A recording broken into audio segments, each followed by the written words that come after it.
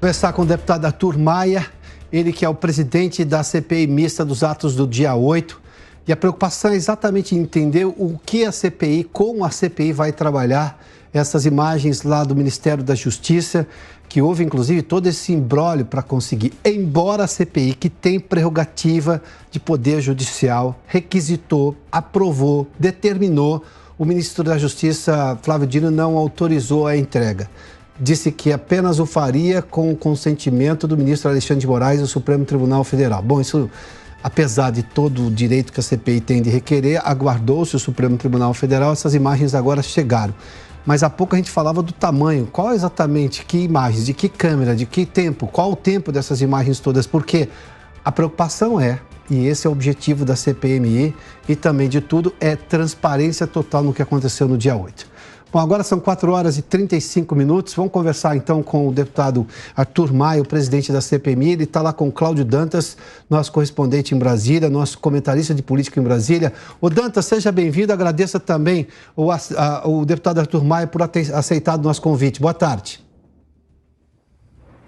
Muito boa tarde, Piotr. Boa tarde a toda a nossa audiência. Bom, estamos aqui com o deputado Arthur Maia, que é o presidente da CPMI do 8 de janeiro, que ontem à noite recebeu as imagens do Ministério da Justiça. Deputado, o senhor já teve acesso às imagens, o senhor já teve a chance de avaliá-las. Qual será o tratamento dado a essas imagens a partir de agora? Essas imagens se transformaram em uma grande celeuma dentro da CPMI, porque em um primeiro momento se cogitou que o ministro Flávio Dino não iria entregá-las. Na verdade, o ministro, no primeiro momento, pediu um tempo maior, uma dilatação do prazo, depois disse que não tinha como entregar, e finalmente ele solicitou, perguntou, vamos dizer assim, ao ministro Alexandre de Moraes se a entrega das imagens não tinha nenhum problema, uma vez que essas imagens também fazem parte de inquéritos que estão tramitando no Supremo Tribunal Federal em segredo de justiça. E aí o ministro disse que não tinha problema e foram encaminhadas para a CPMI. Eu lhe confesso, viu, Cláudio, que eu tenho evitado me envolver com o mérito da CPMI, ou seja, das provas nessas questões, porque o papel do presidente, na verdade, é de conduzir os trabalhos, é de botar os requerimentos em votação. E quando você começa a se envolver muito com o mérito do que está sendo discutido, parece que você está tomando partido por um lado ou pelo outro, o que não é meu papel. Mas o importante foi nós termos trabalhado e isso ter dado resultado para que as provas chegassem, como foi o caso dessas imagens, e agora aqueles que solicitaram terão condição de fazer, né, as suas conclusões, de avançarmos na investigação do que aconteceu no dia 8 de janeiro. Cláudio, aqui a CPMI trabalha com essa relação das câmeras que foram enviadas. Como garantir que todas as imagens efetivamente que foram captadas por essas câmeras do Ministério da Justiça, elas hoje estão à disposição da CPMI? Olha, isso é fácil. Certamente que não é difícil a informação de quantas câmaras existem no Ministério da Justiça, porque há uma licitação que foi feita, etc. E, obviamente, que se os deputados entenderem que não estão completas as imagens, a ordem judicial, a resposta do ministro Alexandre, condizente com aquilo que foi aprovado na CPMI, é para que as imagens internas, e aí eu entendo que são todas, do prédio do Ministério da Justiça deverão ser apresentadas à CPMI. Eu penso, e eu não tenho certeza, não tenho absoluta convicção, mas eu acho inclusive que essas imagens também já foram enviadas ao Supremo Tribunal Federal. Então outra possibilidade seria a comparação do que foi enviado ao Supremo com o que existe na CPMI. Mas enfim, como eu te disse, o meu papel de presidente é muito mais de garantir que as provas cheguem, que os requerimentos aprovados, eles de fato sejam cumpridos. A gente não pode transigir nessa nossa obrigação. Isso tem acontecido, viu, Cláudio? Graças a Deus, nós temos tido a condição, quero agradecer a colaboração do ministro Alexandre de Moraes, porque o inquérito do Supremo já está muito mais adiantado do que o nosso, e houve toda a boa vontade do ministro de compartilhar as provas que já estão chegando, uma grande parte já chegou na CPMI, outras estão a caminho, e enfim, não houve até agora nenhum problema para que os requerimentos que foram aprovados na CPMI tenham sido respeitados pelos órgãos aos quais foi endereçado. Perfeito. Cláudio, ainda sobre as câmeras. Cláudio, você me ouve, Cláudio? A oposição, que efetivamente foi quem cobrou, né, bastante aí, o acesso a essas imagens, o que ela pretende?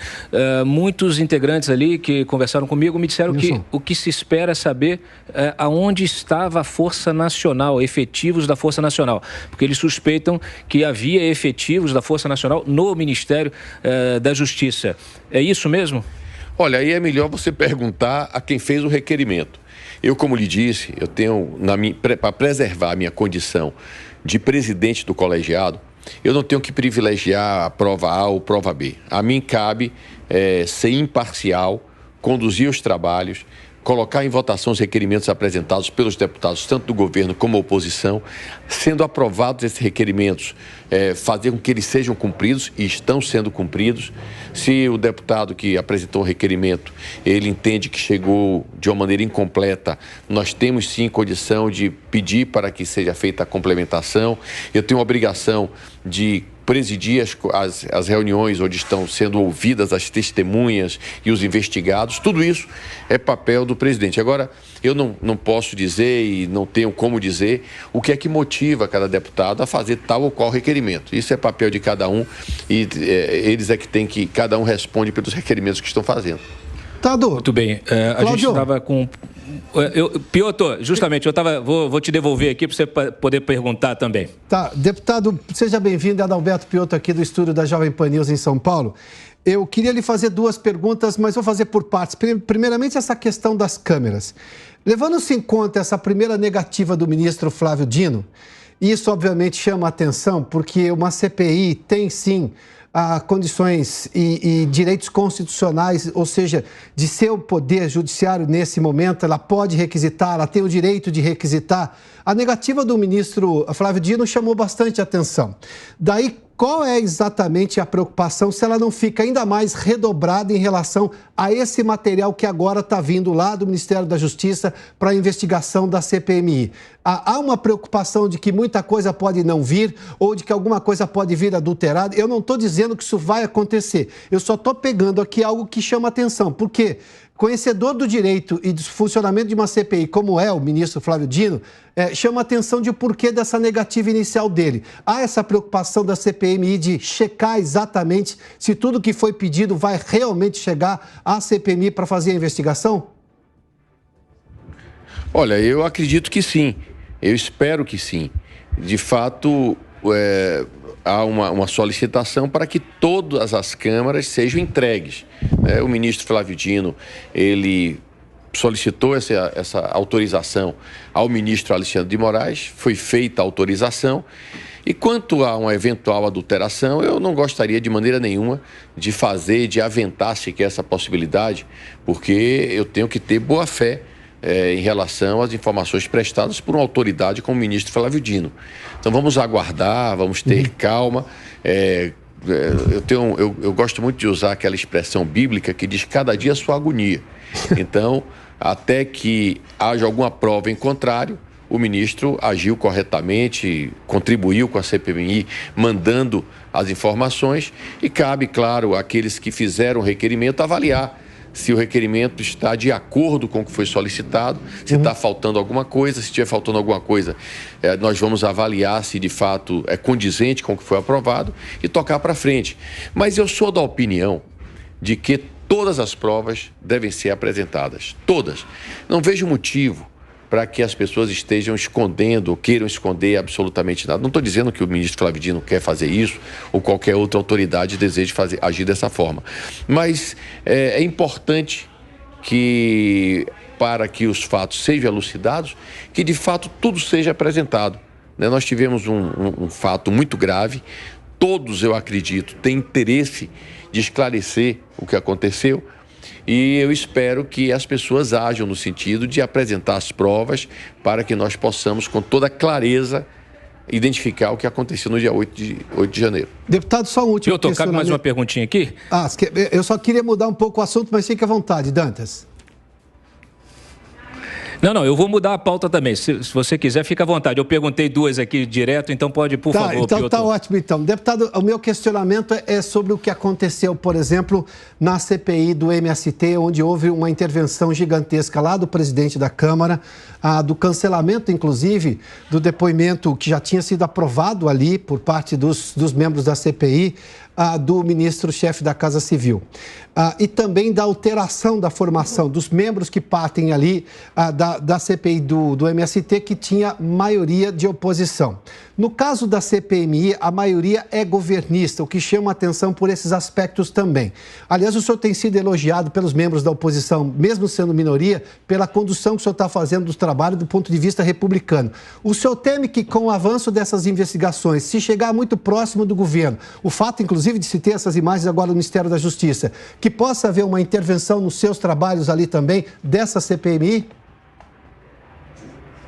Olha, eu espero que não. Agora, eu também tenho tido muito cuidado para que a gente esteja nas nossas solicitações de informação, nas nossas convocações, nós estejamos sempre dentro do escopo da CPMI. Por exemplo, encaminharam um requerimento querendo tratar da questão das joias que eventualmente teriam sido doadas ao presidente Bolsonaro. Isso não está no escopo da CPMI e eu não admiti sequer que esse requerimento fosse apreciado. O que me disseram, eu já tenho um problema demais lá na CPMI do 8 de janeiro, não quero me meter na CPI dos outros. O que me disseram era que fizeram a convocação do ministro Rui Costa e que o ministro Rui Costa não teria nenhum tipo de... Não existiria nenhuma motivação para que o ministro fosse convocado, o que de fato estaria fazendo com que a CPI lá do MST estivesse ultrapassando o escopo daquilo para o qual foi criada. Eu tenho muita preocupação de preservar o direito das pessoas, seja do governo, seja da oposição. Eu não vou de maneira nenhuma permitir que a CPMI, enquanto eu seja presidente, seja utilizado para constranger quem quer que seja, nem de um lado nem de outro.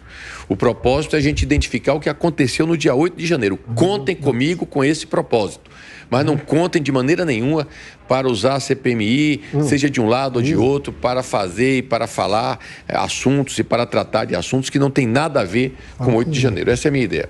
Deputado, deixa eu pegar a carona aqui nessa sua resposta. O senhor acha que a convocação do hacker, do Walter Delgatti, está dentro do escopo da CPMI do 8 de janeiro? Olha, dentro da ideia de que foi construído um discurso de discussão e de tentativa de desacreditar o processo eleitoral, sim.